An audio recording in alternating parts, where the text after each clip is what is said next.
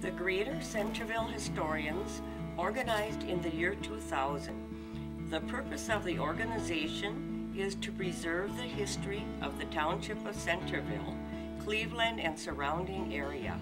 Gerald O'Neill, Charlie Bauer, Richard Wiegand, and myself, Kathleen Sixel, were the founding members.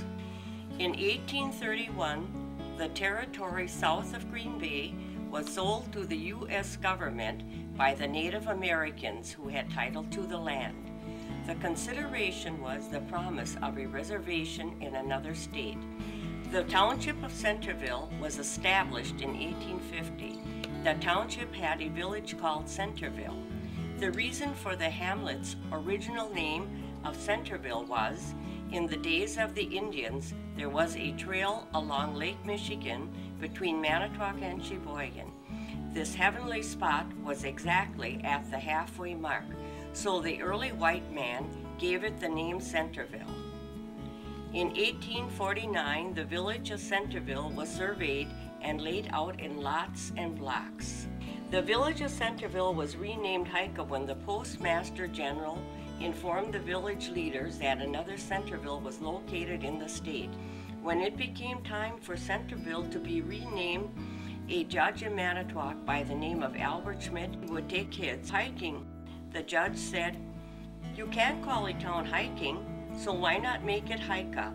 Thus the village of Centerville became Haika. In the early years, Centerville had the vision of becoming a lake port. To encourage ships to dock there, 2 piers were built into Lake Michigan. Many German immigrants arrived by schooners, and the village began to grow. The village had a brick factory, stores, schools, a Lutheran and a Catholic church, mills, saloons, blacksmith shop, and a fire department, and a brewery. When the brewery was built, the settlement began to flourish. But when fire destroyed the brewery, the largest industry, there was no longer a need for the harbor facilities. So ended this chapter of the development of Haika. 2 miles west of Haika, another settlement known as St. Wendel began to grow.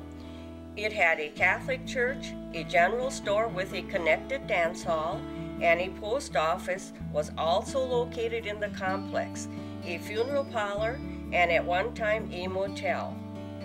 With the clearing of the forest, tilling of the land began. This prompted the exporting of lumber and grains. The farmers of Centerville looked forward to the building of a railway since they had a serious problem transporting their products. In 1873, the Milwaukee, Lakeshore, and Western Railroad was built between the settlements of Haika and St. Wendel and was named Centerville Station. In 1880, Centerville Station was renamed Cleveland after President Grover Cleveland. Cleveland, at that point in time, owes its growth to the fact that the Township of Centerville was a rich farming community, and farmers for miles around would bring products to be shipped by rail or ship. The village of Cleveland had several grocery stores, a furniture store, a funeral parlor, several saloons, Lutheran church, hardware stores, several gas stations, newspaper, photographer studio, several car dealerships, cheese factory, several feed mills, livestock yard, and lumber yards. The biggest business was the Cleveland Co-op, which offered many types of services. With the failing of grain crops, the farmers began dairy farming. With the abundance of milk, another industry began, cheese and butter making. Local cheese factories dotted the countryside. One-room schools were usually built near the cheese factories, so children would have a ride to school when farmers brought their milk. In 1958, Haika, St. Wendel, and Cleveland incorporated into the village of Cleveland. In 1968, the Cleveland Elementary School was built. The Township of Centerville has seen many farming changes, but dairy farming is still the primary vocation. Today, Cleveland is known as the seat of Lakeshore Technical College, which offers an educational alternative to 4-year colleges. An ancient proverb states, When an old person dies, a library burns to the ground. These words were the inspiration for organizing the Greater Centerville Historians. We hope to preserve as many memories as possible.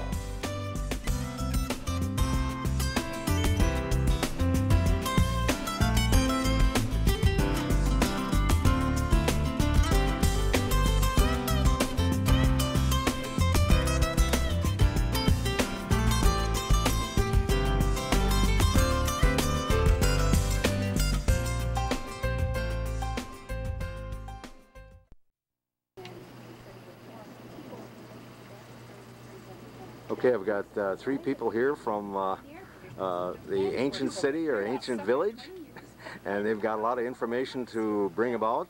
And I'll start with the young lady in the middle, and she can start out by identifying herself, please. My name is Kathy Sixel, and we're meeting this evening in front of the Haika Bay Saloon, and it is the Greater Centerville Historians. And I sent out a photo that which we used when we had our history of the township, the 150th anniversary. And this is what I have on it. I wanted everybody to identify the structure and the location of it. It is the St. John Lutheran School located in Haika. September 2nd, 1862, the schoolhouse was dedicated. In 1926 was the last year school was held for instructional purposes. Building sold to Roland Jacoby and moved to the farm in 2 steps, or 2 stages.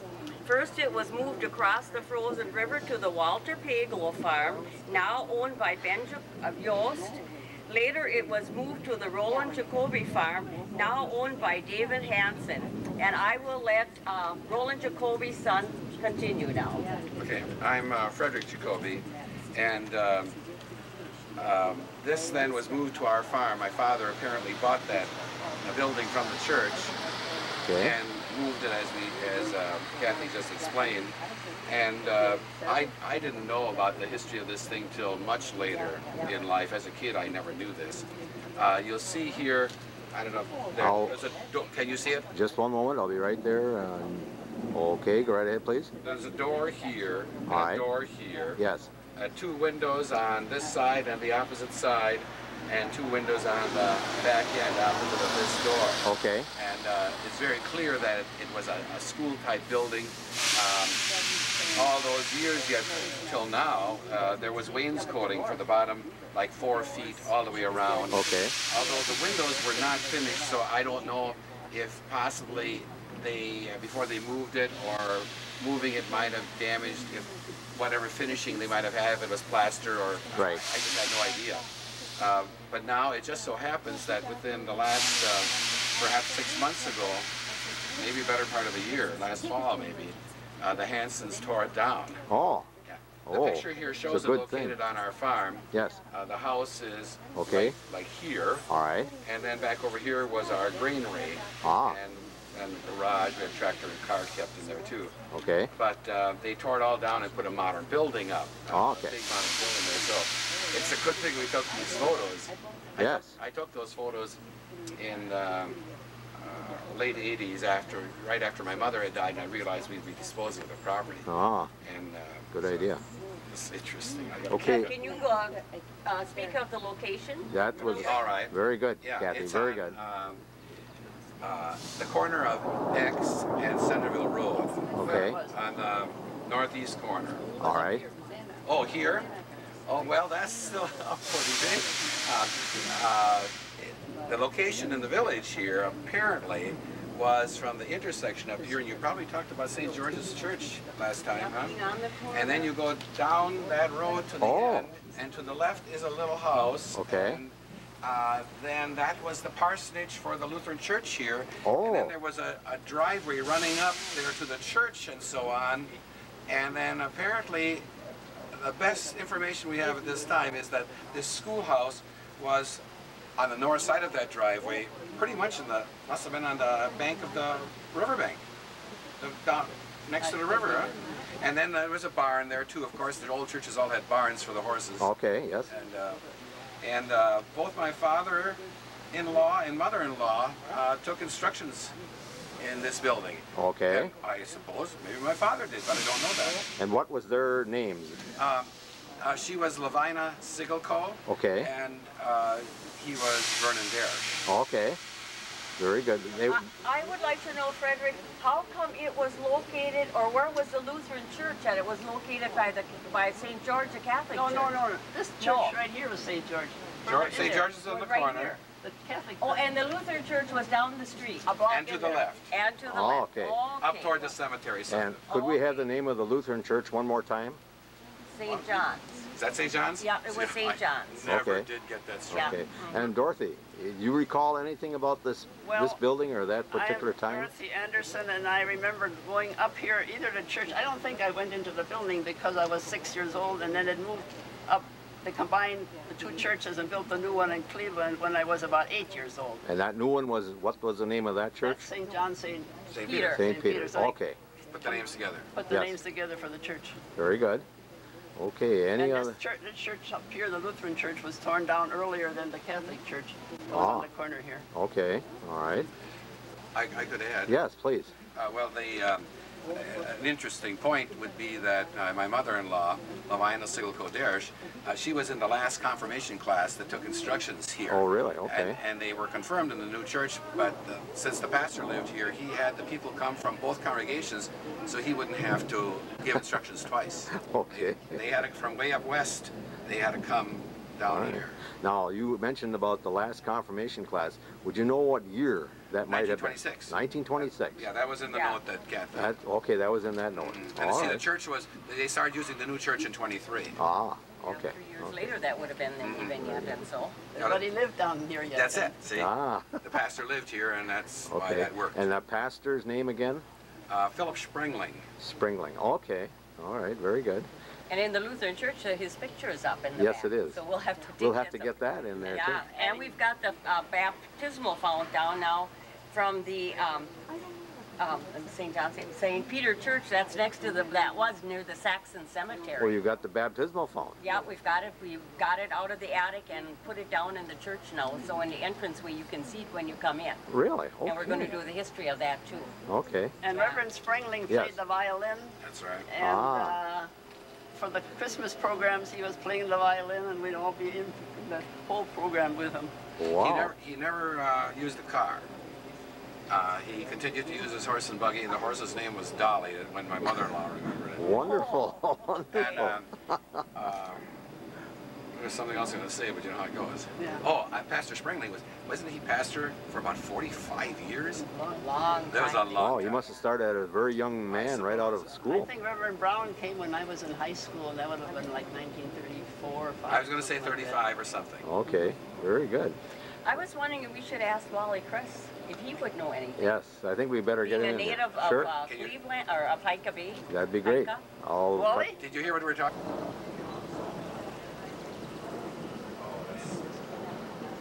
Okay, we've got a building in the background that is similar to the picture that a young lady is holding in her hand, and she can identify herself and provide some information, please. My name is Dorothy Anderson, and I was a mill girl, and my dad built this printing office, and this was the first story, and he built that around 1900 when he was in his late teens. Okay. He learned printing by himself, and he did printing up in his father's house, down that brick house down the street there. Okay. And then afterwards, I don't know when he built the further one up, but he did printing of posters and books and wedding invitations, and we used to go and help fold paper there. Okay.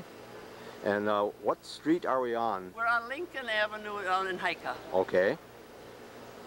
We call that the suburb of Cleveland. The suburb of Cleveland. Any other information? Did you work there also? Well, and this is a picture of him right here. Oh, there is. Okay, let's go in for that. Okay, let me keep on going. Looks good. Looks good. Well, we used to go there and fold papers for him. Okay. My mother actually worked there too. She ran the linotype. All right. And they didn't get married till he was 34, so Oh, he boy. must have. Okay, and Dorothy, any other information that you might have at this point on that building? What is it now, by the way? It's a home now. It's a home. Yeah, it Okay. was bought and made into a home. Okay. Well, it's still And the front standing. little porch On the side was added and the front porch was added. Okay. Well, it looks like it's in very good shape yet. And, yeah, it is. Good enough. Well, thank you, Dorothy. Okay, Dorothy Anderson has got a old-time picture here, plus some information. And maybe at this time she could read what she has there. Hika Bay Tavern and Union House stands 252 Lincoln Avenue on the village of Cleveland. The proprietor of this tavern beginning in 1899 was Hugo Schur. Mr. Schur was one of the most colorful personalities in this area. He was born in Stuttgart, Württemberg, Germany in 1867 and came to the United States as a young man in 1885. After a brief stopover in Milwaukee, he came to Cleveland, which at that time was just a flagging point on the old Lake Shore Railroad. For a time, he worked for 50 cents a day making fence posts. Then he was promoted to a job with the Lake Shore Railroad for 80 cents. He decided to try something else, and so he worked for Peter Huffman in this tavern, and then he operated his own tavern in Cleveland, and then he moved to Centerville here and was in this one. But I think this building was established before that. Okay. Here's a picture, a little more modern picture. All right. Hold on to it there, Dorothy. Hello. Hello. Hey, we're trying to record history. Hey, buddy. Thanks. Okay. Do you know what the year that might have been, Dorothy? Okay. Well, those cars look like about, what, 38? 38, maybe in the 30s, yes. Yeah. So here's Richard. Very good. Thank you. Booklet that she's using here a little bit. Could you describe what you see on the book?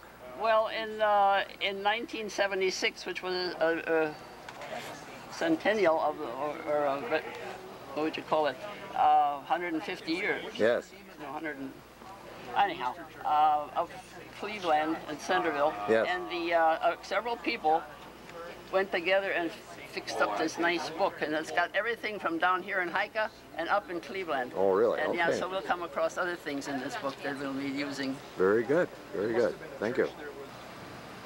Okay, we're here in Hika Bay, in the area of the Haika Bay Tavern, which you see, which is to the east. Now we're panning back to the north. And this gentleman will identify himself and go on from there. I'm Walter Kress, and I'm standing in a spot where Artie Sherry's garage used to be. Okay. And in back of me, which is now torn down, there used to be a dance hall. Okay. Which is now torn down too. Was there a name for that dance hall? I don't know. Okay. Dorothy wouldn't know either. What kind of automobiles that already sell? Eddie. Or Eddie? cars. Eddie. Hudson and Essex. Hudson and Essex. Okay. Later turned to Terraplane. Okay. Very good. And this was a dealership, is that right? Okay. Later it was John Deere dealership. John Deere dealership. Okay. Up until 47 they were in this really box. Okay. Very good. Okay, Dorothy? Dorothy Anderson, coming back to this book that's got so much in it, that building, the tavern, Yes. the building housed a tavern, rooming house, and dance hall. For a time, it also included a barber shop. There were 9 rooms upstairs and 3 downstairs. Meals were served for 50 cents, which included all you could eat. Beer in those days sold for $5 a barrel, and good whiskey sold for $1.50 a gallon. The establishment was known as the Union House. Okay. The rooming house and meals were discontinued in '44 when food was hard to get. Didn't know that. You know that? Okay, anybody else here that has a few words they want to say in this area? Wally, anything else with the dance hall? Well, the gas pumps used to be in the front here with the hand pump. Okay, that was in the front here? Filling In the station. front here, the filling station. Okay. If you wanted 5 gallons, you'd pump up 5 gallons. If you wanted 10, you'd pump up to 10. Was that the gas pumps that you had lifted up into this Into glass the glass thing? jar up on top. Ah, okay. Very good. Very good. That's good. Thank you. Sure. On here, he'd like to identify himself, and he's got a little bit more information. I'm Walter Kress. There used to be a raft here we used to change the oil on. Okay. And you mentioned something, this is a ramp that you drove up on? Drove or up on. Ah, okay, it was not hydraulic. No, it was about 3 feet high. You drove up onto it. Oh, okay. And you mentioned something about an oil plug. We forgot to put the oil plug in for Roland Lutzie's Buick. we caught him though before he got home. So you always had a tight engine, huh? Right. But you saved the day. He saved the day. Good enough. Thank you, Wally. 1946 from Amstead. And then it was that summer we had oil changed at the garage, and we left the garage in Cleveland and drove down here to in front of Dossler's, and my father went to visit with his friends, no doubt. Maybe he had some work there for plowshares, who knows what, sickles. And then, so the car cooled off. So then we started driving again, and we got almost home, right across from Herbert Schutte, and the car stopped. It was tight. No oil. Well, we called up the garage, and Curly Ulrich came out and brought oil. He knew right away, because, and then they redid the motor next week at Cleveland and put in the same oil that should have gone in that first time. Oh. Sitting in front of a historic building here, the Haika Bay Tavern, and we've got the people that are putting together a little history. And we'll start out with your name, please. Frederick Jacoby. Okay, and your residence? Well, I live in Manitowoc, but I grew up in the Cleveland area. Okay, very good. And who do you have next, please? I'm Walter Kress. I grew up in this village and I'm living here right now. Okay, very good. And who we have here, please? Chris Wally's wife. Yes. Well, I grew up in the neighborhood. Okay, very good. Thank you. And who do you have here, please? Richard Wiegand. I'm from town Centerville and live in Madison, but I'm in Centerville a lot. Okay, very good. And who do you have here? I'm Kathy Sixel, and I live in the Township of Centerville. All right, very good. And who do you have here? Dorothy Anderson, and I live down a block down toward the lake from here. Okay, very Born and raised here, but I was gone for 30 years. Okay, very good. Glad to have you back. Right. I'm Marie Pippert. I was born in Cleveland, and I'm still there. All right, very good. And who do you have here, please? Charlie Bauer from rural Newton. I'm just interested about the history of Haika Bay. Very good. Now I'll pan back here a little bit, and I believe Richard has some information he'd like to pass on. Yeah, Richard Wiegand. I heard when I got home from Green Bay this afternoon that my parents had listened to Paul Harvey. And Paul Harvey, for those of you people who are watching this in the future and don't know who I'm talking about, it's a nationally syndicated radio broadcast, and Paul Harvey talks about a lot of issues, and he tends to mention people who turn birthdays and wedding anniversaries and that sort of thing. I don't listen to him that much. Yeah. But anyway, Paul Harvey had on today that Edwin and Elvina Klesick from Cleveland, Wisconsin were married 50 years, and each of their 5 children have been married for 50 years. Wow. Really? And that's the Wrights and the Fishers and the what is it, Olberg and Dahmer, and I'm missing one here. Oh, Ed Klesick himself. Yeah. Ed Klesick Okay. himself. And in Margaret. Edwin, or Edward Klesick. So they mentioned that on. That was, somebody must have sent it in. That was on Paul Harvey today, so I thought that was a pretty, that's a really neat. Very unique. I'm going to put the date back on here. Well, very good. Anyway, this evening we believe we're going to be doing some more investigation of older buildings and history of people and the village itself, and we'll be starting that momentarily. A young lady who'd like to say a few words, and she has some pictures too, so maybe we'll start with the pictures. Go right ahead, Dorothy. I'm Dorothy Anderson, Okay. and here on this picture you can see what used to be the blacksmith shop. Okay. You hold this, please. Here is this high roof thing here was the blacksmith shop. Okay. Here you can see the printing office. That's the next one there. Okay. To the toward the lake, that was a butcher shop. Was moved up to Cleveland and it became the barber shop. Okay. This blacksmith shop was changed many times and is now a garage for cars. Okay. Now Across the this street. picture we are looking actually to the east. No, west. We're looking west? Yeah, you're okay, looking the west. church is up there. Church there. That would be up. Tavern over here, this one. Okay, I'm going to pull up here a little bit, Dorothy, and we'll take a little look up the street here. That would be up in that corner that you're referring to that way. Is that correct? Okay. There weren't that many trees, not big ones. Yeah, I could see that. Now we'll come back to the next picture, Dorothy. This would be looking toward the lake.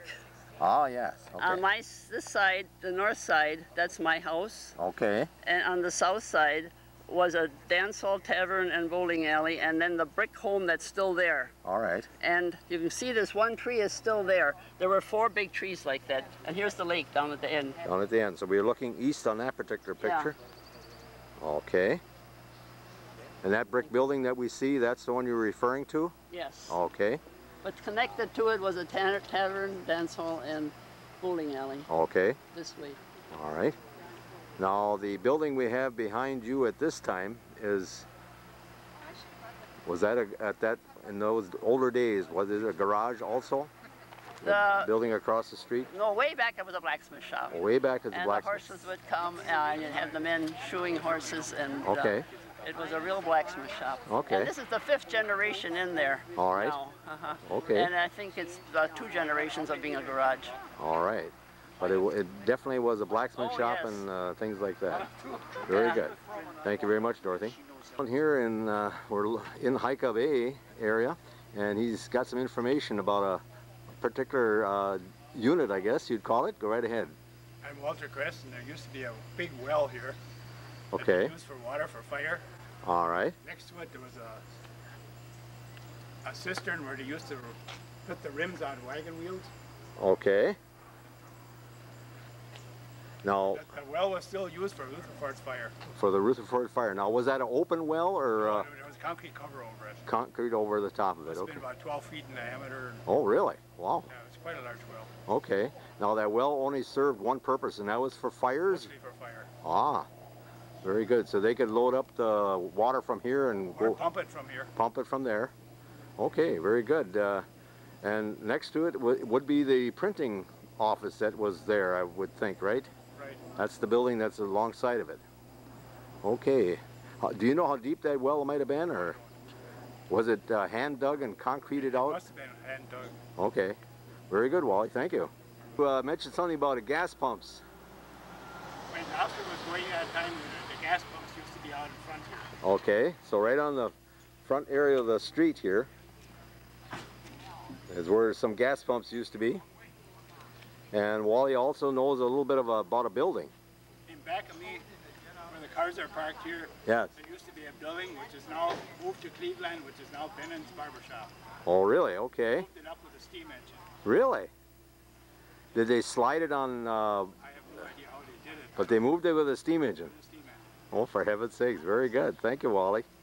Lady, would like to say a few words about a location here in Haika Bay. I'm Dorothy Anderson, and this is a picture of the dam in winter, behind me, which would be behind me. Okay. And here's the mill that was there. And this is the old dam, so that was built in before 1924. That's the old bridge. Okay, now you say that all is in back of you at this point. Yes. In reality here. Okay, any other pictures that relate to the... Here you can see across the water that was there. Okay. To the firehouse that was on the other side. Somebody else has a better picture of that. Okay, and what do you got there, Kathy? Put it right in Dorothy's hand. I can't see. That would be the dam behind your house, right? Yeah, and the house down here. And the house. And that would be all before, that's the old bridge and the old fence, so that would be before 1924. All right. And again, this is all pictures taken exactly about where we're standing. Yes. And we're seeing the background as it is now. Here's another one. Okay. This is after the dam was built in 1935. Yeah, rebuilt. Okay. Oh, it says 1908 though. Oh, then it's the old one yet. That's the old dam. Yeah. 1908. Mm-hmm. Okay. Did that wash out? And the mill, yeah, that washed out When? in 24. Okay. And what is this little building? That's the firehouse. Okay. There's a long house here and a smaller one. The long one held the ladder, the wagon with the long ladder. Yeah. There's the fire bell that they would ring. Okay. And we'll have to talk more about that firehouse things because there's a history to that. Okay. What was that mill for? That big tall building there? What was in it? Storage and storage of the flour and stuff they made, I guess. Grain. Mm-hmm. Was there a water wheel or something here that powered that, or something? Yeah, the dam made a power or the water wheel go around.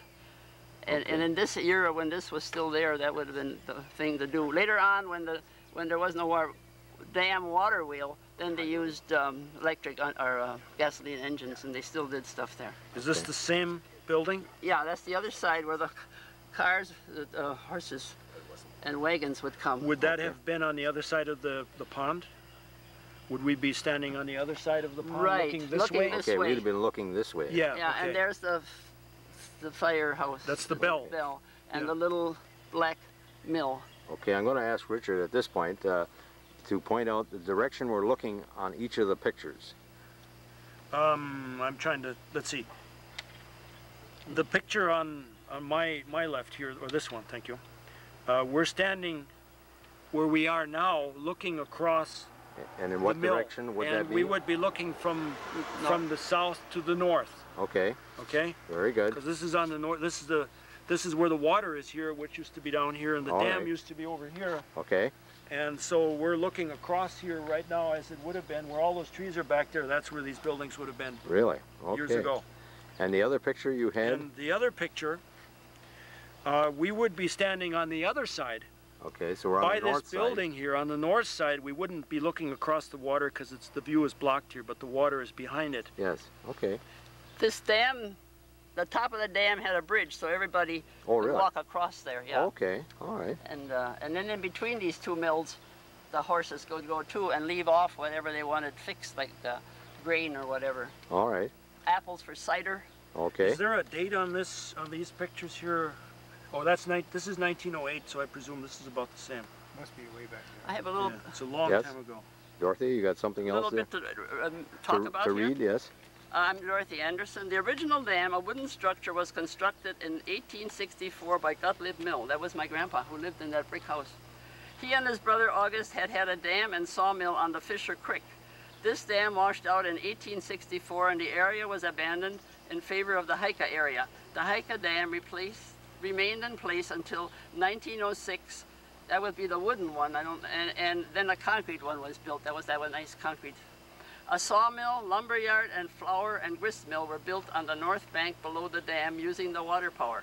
Okay. In 1892, the lumberyard moved to Cleveland because of the railroad being there. The flour and feed mill operated until 1914. August Goiney, who was raised and lived on the south side of the dam, operated the feed and flour mill. The dam washed out in 1924. After two successful money-making picnics, we called them the dam picnics, the present dam was built in 1935 and Okay. dedicated August 9th in 1936. Very good. Then, in 1942, a heavy rainfall washed away the soil on both ends of the dam. The waters along both north sides of the dam were so turbulent that the foundations of the mill were undermined. It collapsed and floated into Lake Michigan. Oh, no. That was, yeah. The waters backed up from this dam go about a mile to the west and north. There are two branches of the Centerville Creek. One runs through the LTC campus. I might say that the top two stories of that high Building brick, they had taken down earlier. Okay. Okay. We have another photograph here. That might have been taken from the top of that Could dam. you tip it a of the little bit, top- Richard? Downward? Yeah, okay. That's great. Okay. That might have been taken from the top of the mill, of the big brick mill, because it's looking southwest. Here's the tavern we just were at. Here's the road we're out here in front. Here's St. George's Church, right? Okay. Yes. All right. And Ah. up on the hill behind us, behind our back, was a brewery, and these are the brewery. Okay, now And then I think this was that blacksmith shop that we just saw over here. So this photograph is taken from that direction, from the northeast, looking toward the southwest, looking right across here, Wow. and Yeah. catching the tavern, catching the church, catching the brewery up the hill, Okay. and catching the blacksmith shop. Yeah, Okay. the trees are hiding and stuff. So right behind everybody standing here on the tree line is the Hika Bay Tavern and the buildings that we talked about earlier. Okay.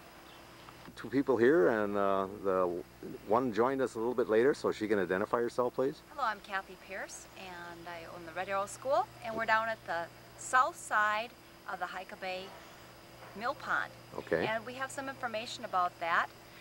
When the dam washed out earlier, they had fundraisers to sponsor the bricks and mortar for the dam.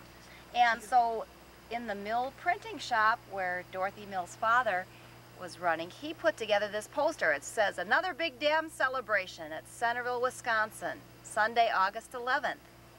Located on the shores of Lake Michigan, halfway between Manitowoc and Sheboygan. Attend the monstrous booster, picnic and dance, at Strapman's. Sponsored by the citizens of the village of Centerville in cooperation with the Isaac Walton League to raise a fund for the completion of the Centerville Dam, which is now under construction. There was a big street parade at 1 o'clock sharp. Everyone was welcome to join the parade. There were 4 bands, including dancing in the hall in the afternoon and evening. Admission to the hall for gents, it was 40 cents. For ladies, it was only 20. Romy Gaz provided the Columbia Recording Orchestra, and something new was the amateur broadcasting contest from 5 to 7 p.m. People were encouraged not to miss it, and there were prizes awarded. A plate lunch was also provided for 15 cents, and the children were also had contests that day. There was 5-cent beers, 5 and 10-cent lunches, and let's see what else. They had concessions and amusements and plenty of surprises for all. So people were marching down the street with a picnic and parade to the big dam celebration. Okay, and where was that picnic held? Do you know offhand what? The picnic was over at Strapman's. Oh, at Strapman's. We'll be taking a look at next, and Okay. The orchestra was set up right over there. Okay. And at that time, all roads were leading to Centerville. There was plenty of parking space on Sunday, August 11th, 1935, and everybody was welcome. Wow. Very good history there, I'll tell you. And where did you come upon this poster? Did you have it all in your possession? Marion Mill, Marion, Dorothy's sister, Marion Kellner, was working for us in 1987, and we were putting up historic photos. She goes, "I've got a poster that my dad had. It was all folded up." And I took it into a restoration place, and they smoothed it out and they mounted it, and we framed it behind non-glare glass with a non-acid paper in it. Okay. Well, very, very good. I want to get a photograph of you with Miss Anderson here. She has a few more pictures with her. This is looking south across the dam, and here you can see the kind of a bridge we had to walk over. You walked over that too, didn't you? Okay. Now, and I had to go across there and go get milk at the other side at a farmer. And well, I didn't mind the bridge so much, but I was scared stiff of the skunks. No, not the skunks. The firehouse. There might be somebody in there. And any other pictures here that are of interest for us? This, we had this before. This is that tavern and the bowling alley and dance hall. But it's another picture, which is good. Yeah. It's good. Okay. Anything else that you might have there, Dorothy? Well, this is the school, but that's another subject. Okay. Well, very, very good. And again, as we speak with Dorothy, we would be looking across the mill pond to the northeast. And right at this time, it's not much of a marshy area, I believe. So, but it was interesting to talk about it. Lady, you would like to speak a few words?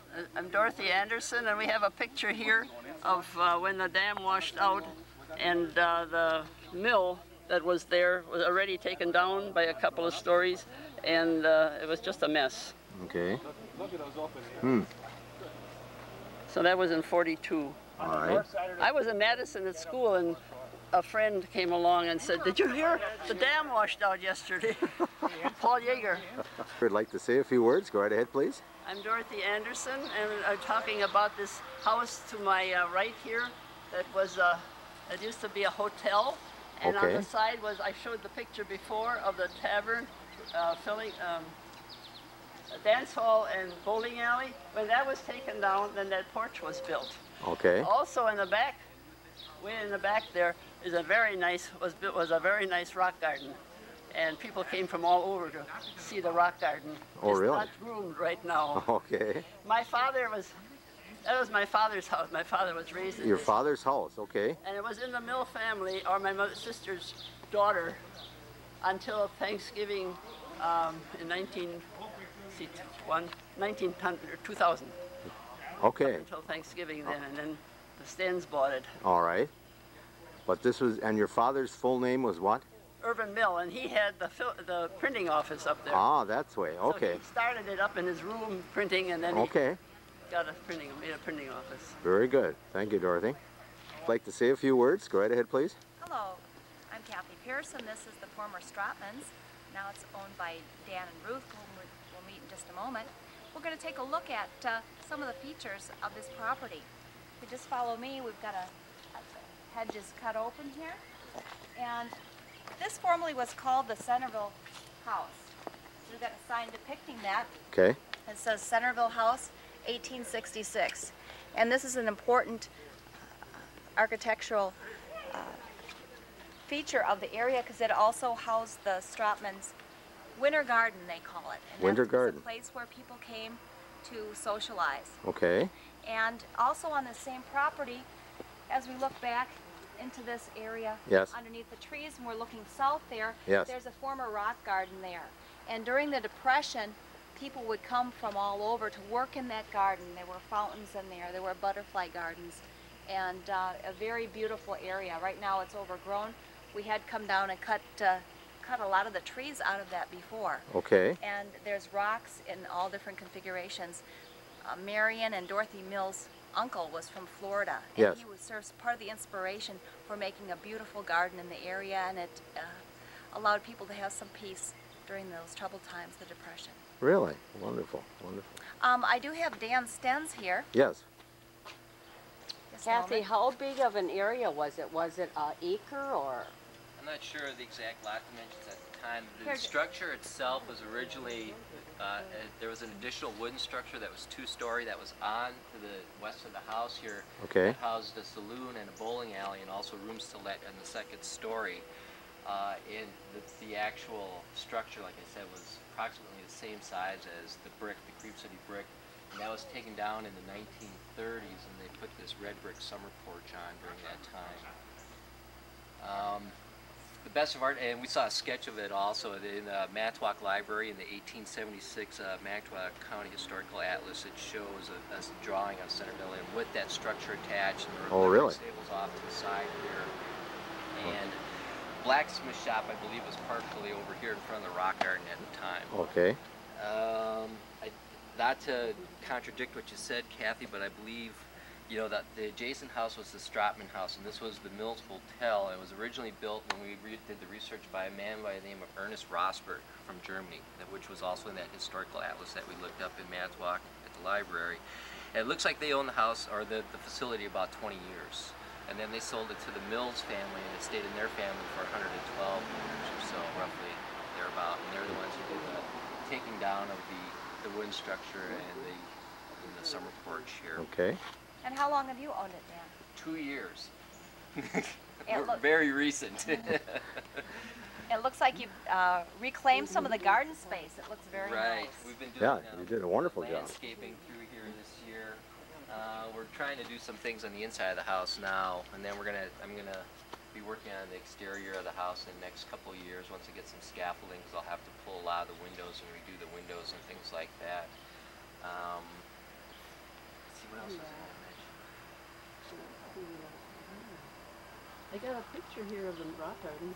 Okay, we've Yeah, got some someone pictures. showed us a postcard of it too from the 1920s or 30s. There was Okay. a postcard of the rock garden. Okay. Oh, there. Okay, Dorothy and a few other people here have some information on a beautiful rock garden that was in the past, but is beautiful enough to talk about. Well, the rock garden is in the southwest corner of the lot here. Okay, And here's this big home right here all right. that you talked about before.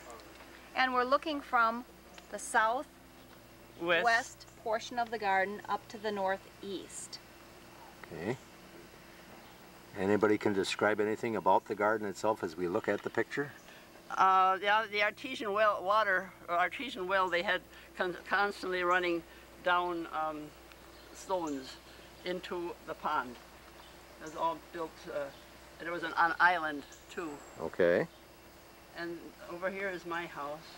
Let's have you point that out, Dorothy. Okay, that's your home. and So we're when gonna- this tavern and dance hall and everything were torn down, then they went ahead and built this rock garden in the corner. What year was that, Dorothy? Probably 1935, as I was in high school. I got that on the movies too, where they tore that coming down. And you, sir, you said you found this information in the public library? Some of the information was from there, some of it was from Mrs. Anderson here, and some of it came from the previous owner, Jen Gardner, and they had a title, I guess it's not an abstract, but they had a list of the property owners, but some of it we did do the research on, and we were able to find that information at the Manitowoc County Library. Okay. And the people that own this building, they really were a caretaker of this rock garden, is that correct? Or was it a lot of people that you said before came to do this work? No, my uncles, two bachelor uncles lived here. And when they tore this down, the two of them did the rock garden. Tore what down? Tore the dance hall, tavern, and bowling alley down that was here. And then they built that porch, and then they made the rock garden. And my uncle was here all summer. He just worked on the garden and stuff. In winter, they had an orange grove in Florida. That was at Rudy Mill? Yeah. Now, from what I understood at one time, other people were coming to work in the gardens. No, well, originally they had a cousin who was a landscaper, and he helped them design it. When the barn burned down. Oh, yes. That was 1930. 30? So that barn, there was a barn in this southwest corner, and that burnt down, and that's where they built the rock garden. Then that burnt down before the 1930, Walter said. This was down already, wasn't it? It was. So there was a dance hall? Where you're standing? Right here. Yeah, where we're standing. Yeah, here was the tavern. Behind was the dance hall. Stratman's was over there, and you had another dance hall? Stratman's was still east. Excuse me, east. And this was built probably before Strapman's was. Okay, but they were like a half a block apart. Yeah, but this was down, wasn't going anymore when Strapman's was built. And on the west end of it was a bowling alley. They had bowling how far back? Well, way back. When my dad was a little boy. In the 1800s. Yeah. Really? Okay. One of the things that I noticed on the building, there is different wear patterns on the bricks. And that's where that building was attached, I suppose, that far, because they had windows above, so they couldn't build it up that high. Okay, I see what you're saying with the where So I don't know. I think I have a photograph of is that on here? No, I have a photograph of the old one in the house if you want to hold on for just a minute that shows the attached wooden structure. Wow. I can't lay my hands on the sketch. That's in the file, so I can't stuck that. On this, Go right ahead. on this photograph, you'll see it's a very old photograph, and they've used that colorized technique with it. It was Okay. a black and white photograph, which Wow. they've added the hues to it. Ah. It was well done, a well-planned garden the way it looks. Yes, since they have that landscaper cousin, he must have done some stonework too. Very good. The Centerville Inn, its former name Centerville Inn. Okay. And this is a picture that was taken, I'm not quite sure when. It shows the addition that was on the structure, Okay. which was part of the original dwelling. You can see that it's actually, I believe, almost looks larger than the brick structure itself. When you look at the single-story part also, the boardwalk is still attached on there. Okay, could you point it out with your finger, please? Just Boardwalk running along the front here, and then yes. here would be the bowling alley area and the tavern and saloon. There you and the go. house is just to the east of it here. All right. I don't believe you can see any of the structures in the back from there. And I don't know if Mrs. Anderson has another one there of it or not. And I believe this is your house right here. Yes. On the Is other it? side Let of me the just street get here. a view of that also while you have the picture. Then And this would be appreciate it. Dorothy Anderson's That's her home, home right there, across Yeah. the street. across the street when And the impoundment was still in the... My father had a cement wall built in here in about 1924, Okay. and so this is before that. Okay. And again, the street that we're looking there, and which is on our street that we're presently at, is what again, please? Lincoln Avenue. Lincoln Avenue. Okay. Here's a picture. Okay, just one moment. Hence, 223 Lincoln Avenue. Okay. Looking at this photograph, it shows also the back end of the Strapman's general store, and I believe they had a dance hall Yes. type of thing. which ran parallel with Lincoln Avenue. It didn't face up, it actually faced on the old county highway, I believe, the way the floor plan worked on that. Very good. Okay, thank you. Like to say a few words about another picture? Where we're standing. I'm Dorothy Anderson, and we have a picture here of taken from across the dam to this that we were just talking about, the dance hall. Yes. And then the barn that was in the back over here, and that's the barn that burnt down. Now, and then the rock garden got... And it was built where that barn was. Okay. And then here's a picture of the dance hall and the alley and the house and then the brick high tree. Okay, very good. You would like to identify yourself and provide some information. Hello, I'm Kathy Pierce, and I just said some brief comments about this location, and Fred Jacoby has some clarifications I'd like him to repeat. Okay.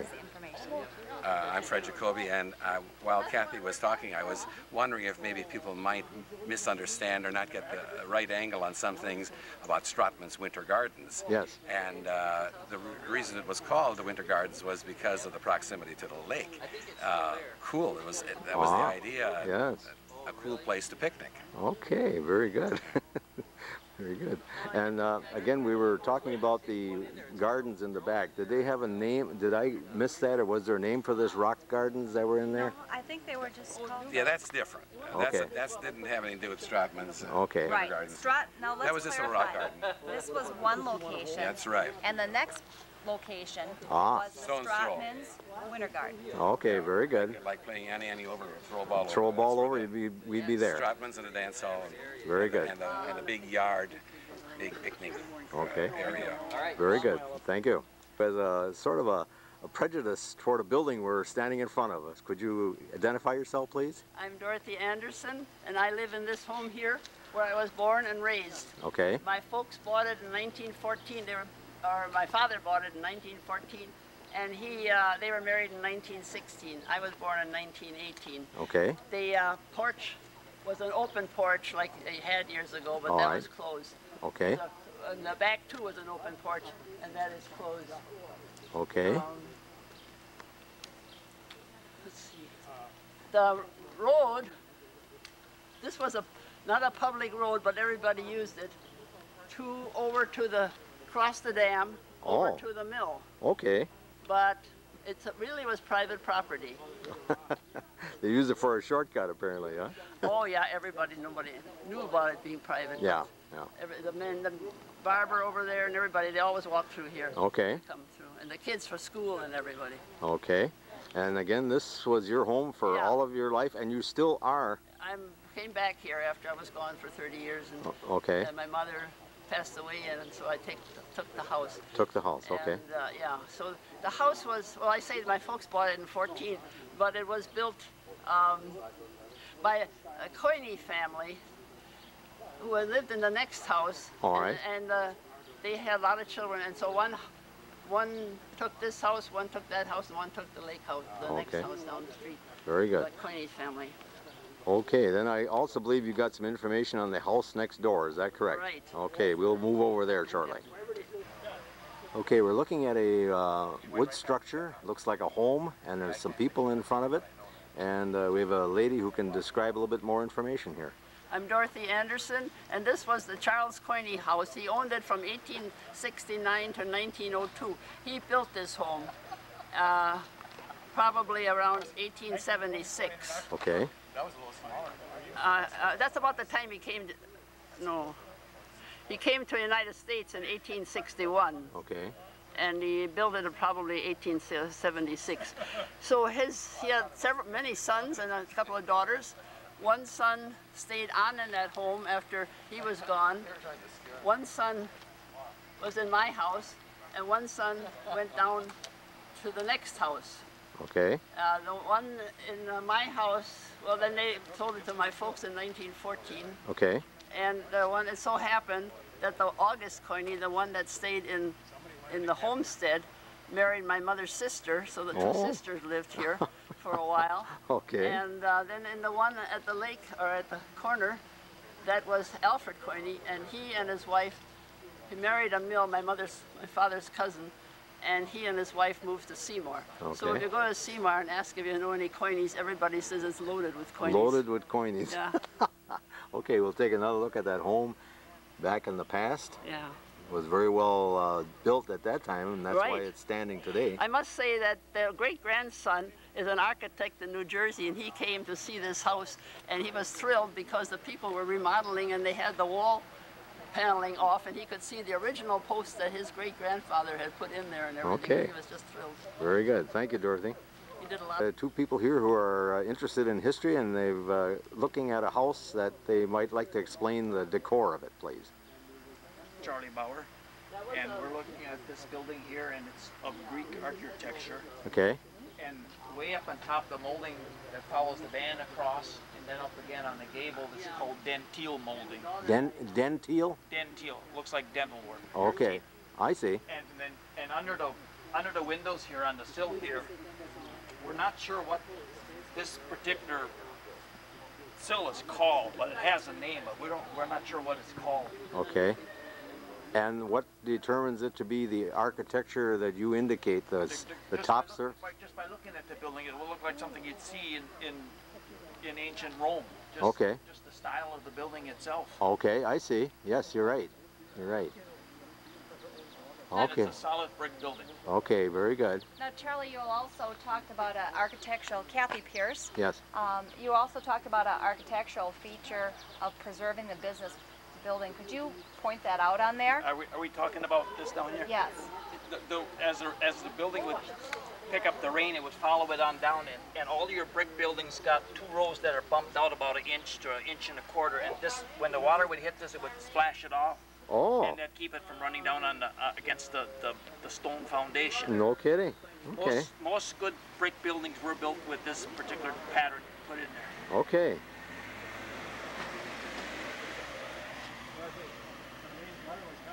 A lot more information, and she can identify herself, please. I'm Dorothy Anderson, and this is the old picture of this house next door over here. And as you can see the porch that was on it, that's off now. Okay. And then down below is some of the family that lived there, and I don't know. They always called it Grandma Strapman's house, but I don't know if they built it for her or not, because the next place was the Strapman dance hall and when you buy stuff, grocery store. Grocery store. And they always said this was Grandma Strapman's house. Okay. But you're not sure of that one at all? Who the people I know. Okay, very good. And again, the street that we're on here yet? This is Lincoln Avenue. Lincoln Avenue. Haika. Okay. Suburb of Cleveland. Okay. Thank you. Okay, we're in front of a nice, fine building, and we'd like to get a little more information about it. These people would like to give us their name, and go right ahead, please. Yeah, Richard Wiegand and Kathy Pierce. This house, I think as Dorothy has already mentioned, used to be occupied by the Strapmans, who ran the dance hall and the tavern here. I also know that Charlie Cope, who was the recently retired president of the Cleveland State Bank, when he was selling insurance, probably back in the 60s, he used to have a business down in the basement of this house. Okay. Wow. Okay. And I also looked at this house once a couple years ago, just to see. You know, I was thinking about buying something, but I decided not to buy here. So. Okay. That's also a coincidence, because we looked at this for putting our computer business in here in 1982, and we found it wasn't the right size. Okay. Dan and Ruth Stens lived here from the early 90s on, and we just met Dan over at the next house. Keith Hartleb and his wife lived here, and they had a telephone business, so I think this place is really wired. Okay. He ran his business out of the basement here. Okay. Anything about the structure itself, the design of it? Anybody know anything about that? It's a little unusual. It's similar in construction to the previous building we've seen. Okay. We do notice that there's a different type of arch over the windows. Yes. And that's picked up with some masonry detail of the bricks being with a relief pattern. Okay. The shutters on the house are probably not original. Those came much later after people were a little more affluent and were able to buy the shutters and show the Yankee style. Dan Stens had done some extensive remodeling in this, and he put dormers on the east side, which faces the lake, and also the west side, and upgraded the home quite a bit. He also chose historic colors when he was choosing the trim work. Okay. You patterned your color for the school, for your business. Right. On this. On this. We wanted the historic color. And very good. What we'd like to do here is form a historic district and have placards for each of the buildings denoting what year and who the original owners were. And if we can get more of a uniform look, that would be wonderful, since we do have several Cream City brick buildings right in this particular Haika Bay area. Is this Cream City brick on this building? Yes, it is. Okay, very good. Kathy, the little detail you're talking about over the arch windows. Why don't we bring Charlie Bauer right in here? Go ahead, Charlie. Just say... Charlie Bauer. Yes, I'm Charlie Bauer. The detail over the top of the window that Kathy was talking about, where the brick design follows the arch of the window, that's called an eyebrow. An eyebrow, okay. I can see. You can see again, it's got that same dentile pattern underneath it. Yes. If the eyebrow came down about a foot on each side of the window, that would be called a window hood. Oh. But where it ends on the side of the window like that, then it's just called an eyebrow. Eyebrow. Yes. Very good. Thank you, Charlie. Thank you. Kathy, anything else? Yes, on that same thing about the eyebrow window, I was down at another historic site outside of Muncie, Indiana, and they had what's called an eyebrow window, and that was a long, elongated window that looks just like an eyebrow. Oh, I see. Okay, very good. Well, thank you very much. I'd like to say a few words if she'd like to identify herself, please. I'm Florence Chris. Okay. Helping Dorothy. She'll identify this picture. Very good. Okay, Dorothy? And I'm Dorothy Anderson. Yes. And behind us is this house, which the original people who lived in this house were Coineys, just like the other two houses that we talked about. Okay. And this was Alfred Coiney and his children. From here they moved to Seymour and had a mill. Okay. These three Coineys ran the mill that we were talking about across the dam. All right. And they were much a big part of that. Okay. However, originally, my grandpa got the nose in on that too, but the Coineys are the ones that ended up with that. Okay. And now, Dorothy, we have another picture here of the same, perhaps, but a little different time. This picture is a little bit later. That's Grandpa Kusa and Mrs. Kusa. All right. And when I was a child, Grandpa Kusa lived in this house. Okay. And we would be looking again to the northeast, would that be correct right now? Yeah, looking at this. So we're standing actually where that photograph was standing. The photographer is standing exactly where I'm standing, and you're standing in front of the historic building here. And since then, they put on just recently, within the last year, that addition that you see there. Okay, very good. Okay, well, thank you very much. Yes. Oh, there's a little bit of history that said there used to be a butcher shop in the basement, and if you go around the corner, there is a door down there where they entered the butcher shop. Okay. And they said, I don't know now, but way back they said the hooks are still in there. Still in there from that, from the meat hanging I got thing. asked that sometime. Very good, thank you. Here would like to identify yourself and give us a location, please. I'm Kathy Sixel, and we are located on Lincoln Avenue and Lakeshore Drive. And right down where the sign is Haika Park. Yes. At one time, the ice house was located there. They stored the ice house, the ice there. Okay.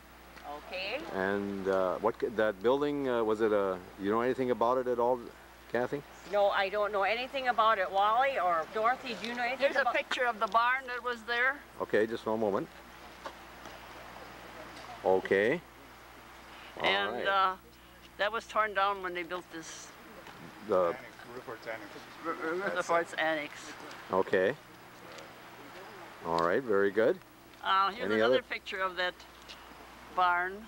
Okay, just one moment. And we were telling about having the picnics. Yes. In order to have the picnic, we had a homecoming. Yes. And this is the people for the homecoming. Oh my goodness, there was a lot of people. Oh, there were. Good, good. And anything else you have there, Dorothy? Well, this is... I get it. Okay. This was a float. A float, yeah, for that picnic. Okay. This is going backwards, but this is the muddy. This is my house over there on 220 Lincoln. Oh, really? With okay. the dirt roads. Yeah. And the old structure of the bridge across the dam. Oh, yeah. That was before 24 then. Holy man. Good. Very good. Thank you. And here is a, now this is all Strapman here, so that's different pictures. You want? We'll get that separately then. Okay. This is all I know about That's this. all you know. Okay, and again, as Kathy indicated, the ice house was located right down where the Hika sign is. Is that right, Kathy? Right down there. Well, that was that boulevard was there. Because you see the pictures. Buildings on this intersection, and we're trying to pinpoint a location for the ice house. And according to Wally Cress, that white chair that you see in the picture is approximately where that ice house is located in that area. Anyway.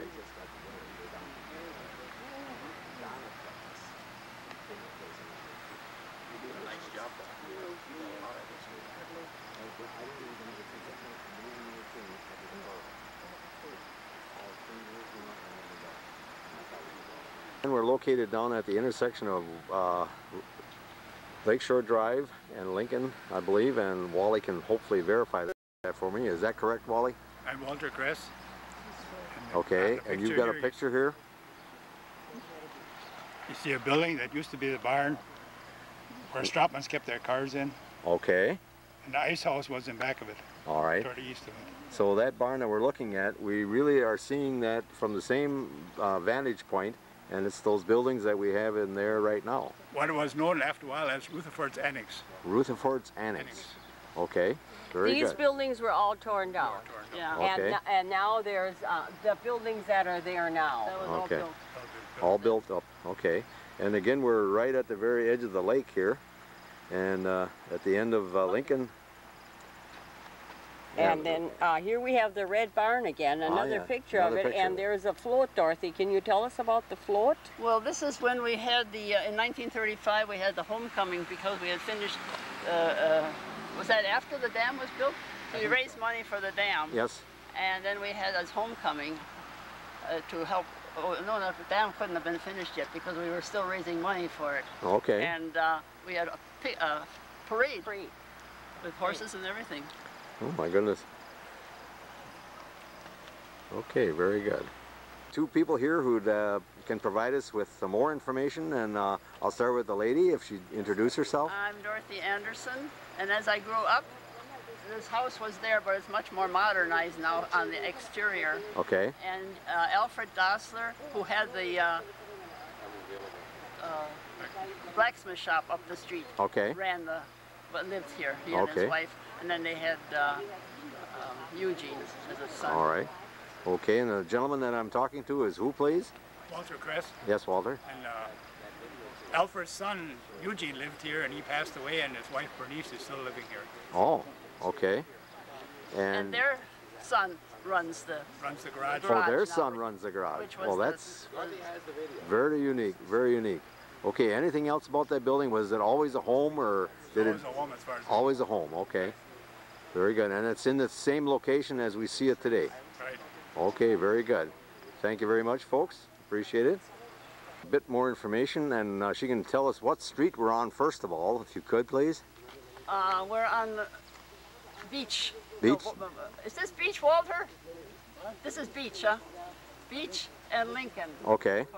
And this house behind me here, just the square brick part of it, yes, was the parsonage for the Catholic Church that was right across the street here. Okay, let me get that minute, Dorothy. Right now there is nothing here. There. It's just a field. Okay. Plain wall. Do you remember, was that a brick building or was that was a clapboard, white clapboard. White clapboard building. Okay, and that would be the location of the church, and across the street? Right here, yeah. And maybe only up to here, just yes. a bit of a church. Okay, and do you know who the minister or priest was here? No, I don't. But this house, my mother and my father, my grandpa and his family moved up from Milwaukee into this house. Okay. In about in the very early 1899. 1899. He came to take over the brewery. We haven't talked about the brewery on the other hill. Okay. And so that my mother was about 6 or 7 or 8 when she lived in this house here. All right. Okay, very good. And that house was always with the 2 stories? Right. The third story with the third story was added now. Okay. All right. very good. But and is that a Cream City brick again on there? Could be, because everything around here is Cream City brick. Okay, thank you, Dorothy. Very good. Earlier with Dorothy, and she indicated that the building behind the Cresses was a parsonage, and I asked about the priest's name, and maybe these folks can tell us a little bit more than that. Go right ahead, please. It was Father Schaefer. Okay. And he married us in 1946. Okay. In this church. In the church that was, and the name of the church again? St. George. St. George Church, which is now. The floor was going to break. What's that again? He was scared the floor was going to break. The floor was that bad, huh? Tell about your mom going up there helping. Oh, my mother and dad used to take care of the church. Oh, they did? Cleaning the church. And okay. Janitor and flowers. Okay, very good. And after you got married, what happened to the church then? Did there it? were 2 or 3 more weddings in it after that. Was it? And it was tore down. Okay. Tore down about, what, 52? All right. My sister got married 3 years later? Yes. And the priest said, no way are you getting married in that church. You're going to St. Wendel. Very good. Originally, the St. Wendel was this was above it. What do you call it? Yeah. This was the main church, and St. Wendel was a mission. Mission. After a while, they reversed it. Okay, very good to know. St. Wendel was the main church, and this was the mission. Very good. Well, thank you very much, folks. Thank you. Someone here, and he'll identify himself, but he also will tell us what street we're on.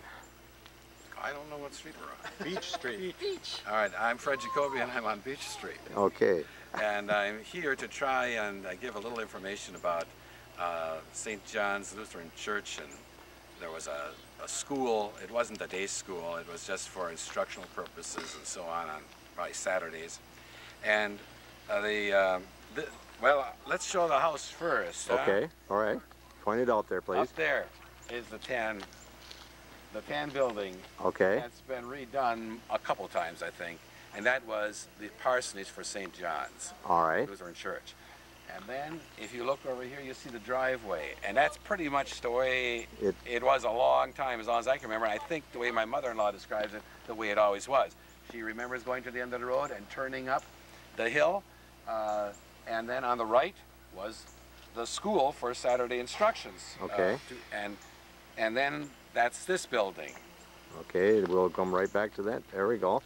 Now that building was, again, repeat that one more time, please. This was the school for instructions. Okay. And both my father-in-law, Vernon Darish, and his wife, Elvina Sigelco Darish, who came from the St. Peter's congregation west of Cleveland, were instructed for confirmation in that building. Okay, that building there was moved to this locale, or how did that work? No, this building was built there across the driveway, and that's the one that was moved to our farm later. I see. Okay, so we'll be seeing an approximate location of that area when we walk down further. It's like across the driveway from the parsonage. Okay, very good. Maybe at this point we can take a walk down to that driveway and get a better view of the situation there.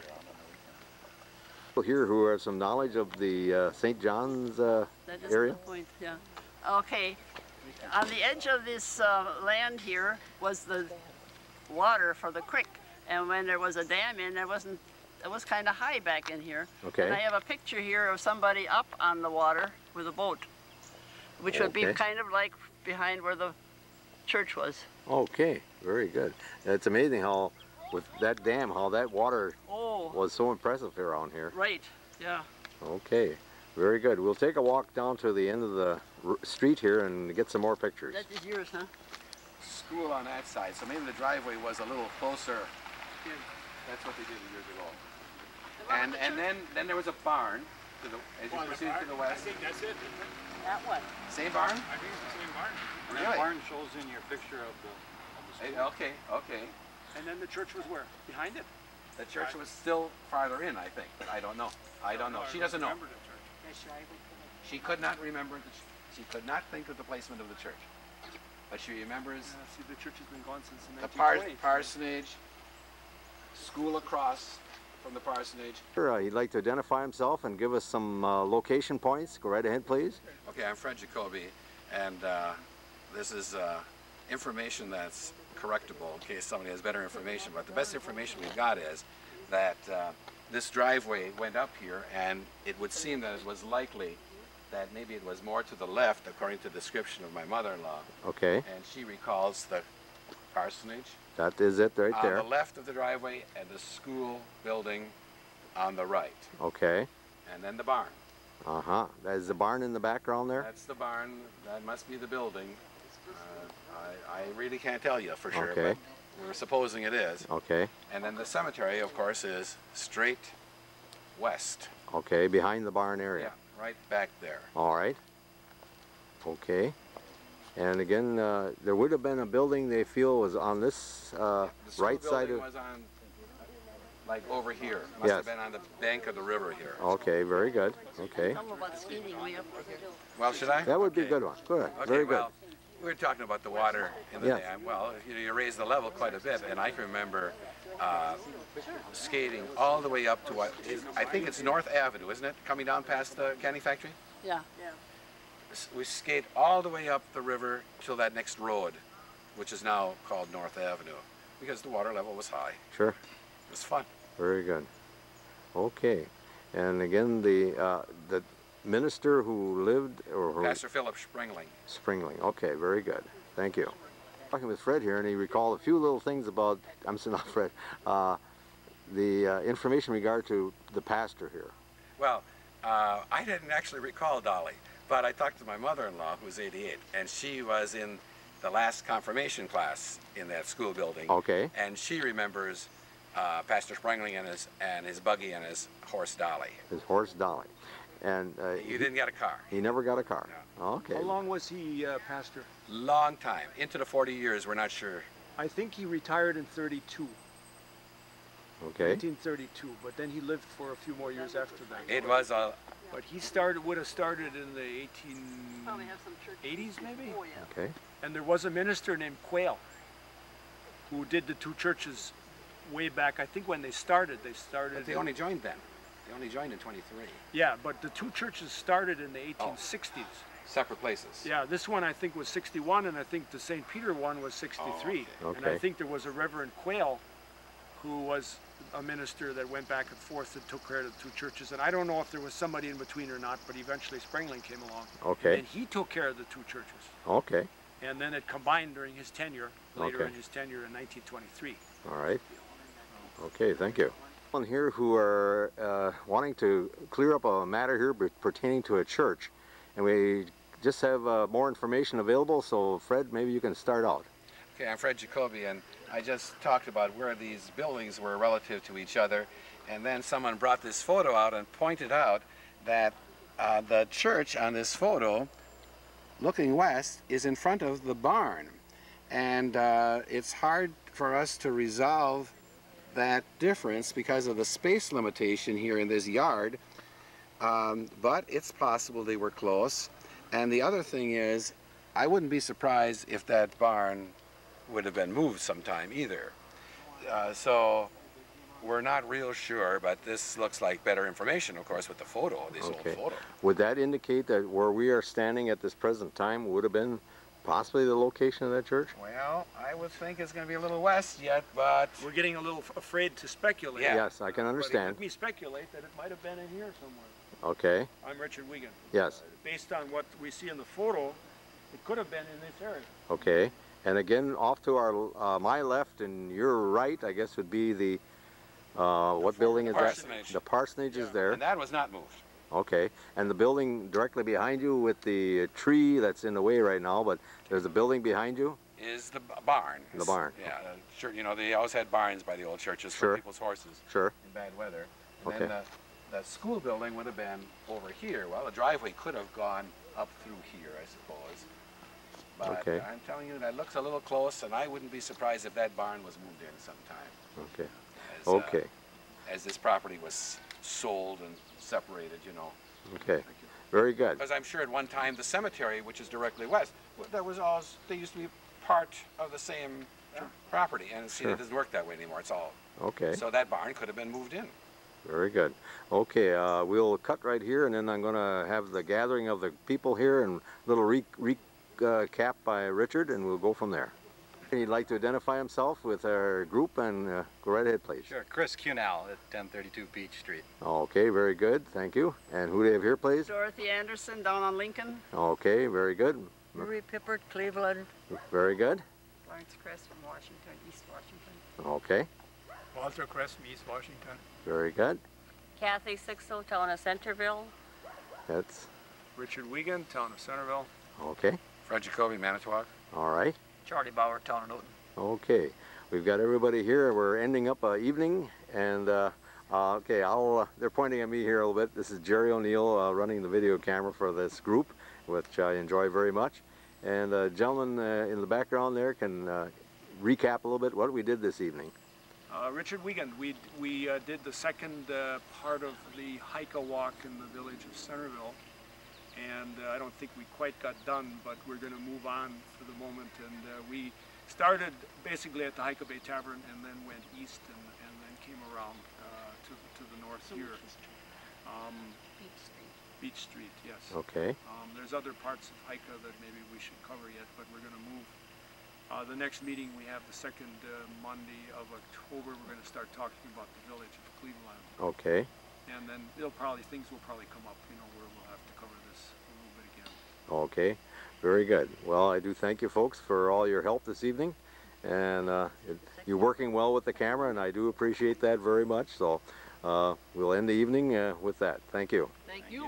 Yeah, thank you, Jerry. No, I was confirmed the way she talks, the German from Germany.